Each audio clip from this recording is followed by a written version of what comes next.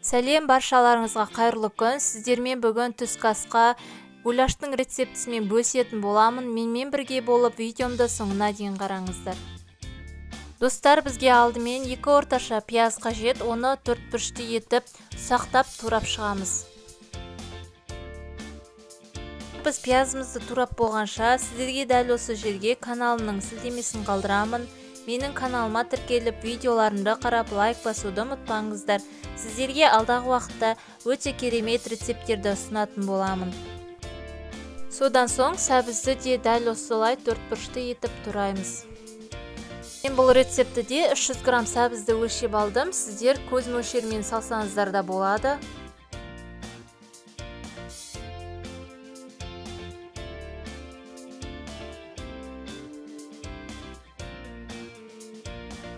Достар, ендігі кезекте біз 500-600 граммдай етімізді өлшеп аламыз.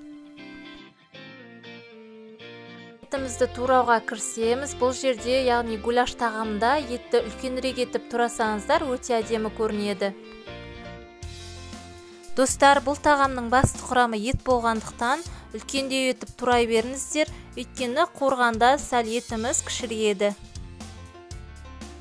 Содан соң бізге қызанақ қажет. Оны да 4 бұрышты етіп турап аламыз.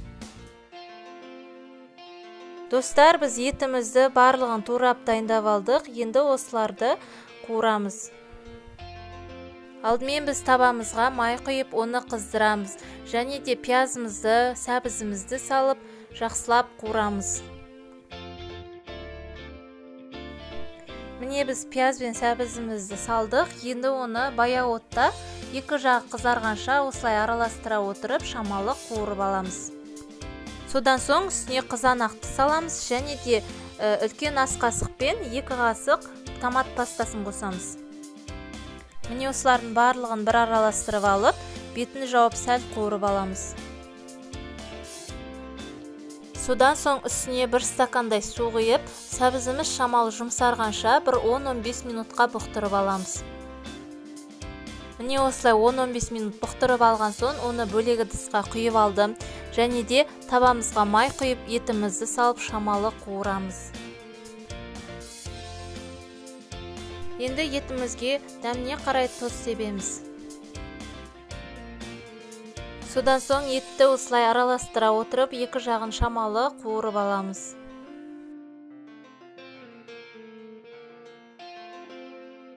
Енді осыған алдында қуырып алған пияз бен сәбізімізді құямыз.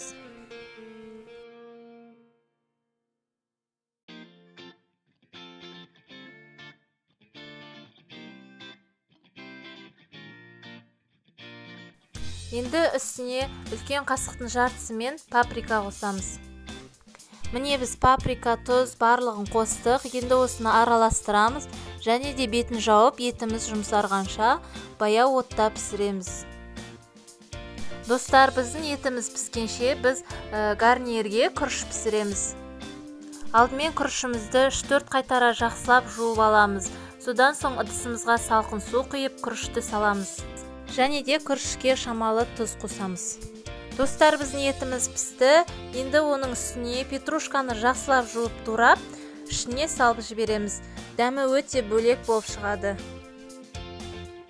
Міне достар, біздің гуляшымыз да гарниріміз де дайын болды. Күрішті осылай кесенің ішіне салып алып қойсақ, өте әдемі көрінеді. Гуляшымызды соусымен гарнирдің қасына осылай құйып шығамыз. Бұл бізде Кавказ гуляш деп аталады. Сіздер де жасап көріңіздер, өте дәмді болып шығады. Міне сіздер де дәл осылай Кавказды гуляшты үйлеріңізде жасай аласыздар. Дәмі өте керемет болып шығады. Бұл тағамды түскі асқа немесе кешкі асқа жасасаңыздар өте тойымды болады. Достар, осы тағамның құрамын видеоның астына қалдырып кетемін. Сіздер де жасап көріңіздер.